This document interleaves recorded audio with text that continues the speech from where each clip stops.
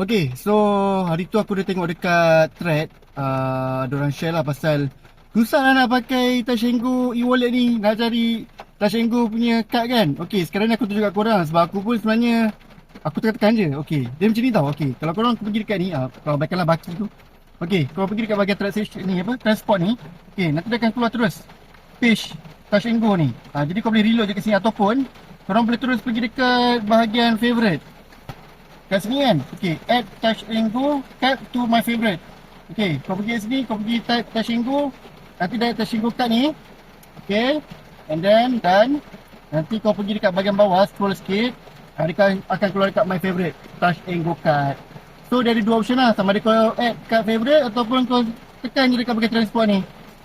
Okay, so tak susah pun, cuma kita tak biasa sebab sebelum ni dia dah keluar Tashengo card kat atas ni kan, betul? So siapa yang tak update lagi tu, korang update lah segera. So yang dah update, ni cara dia. Jangan lupa untuk like, comment, share, serta follow akaun aku untuk video seterusnya. Stay tune, stay safe.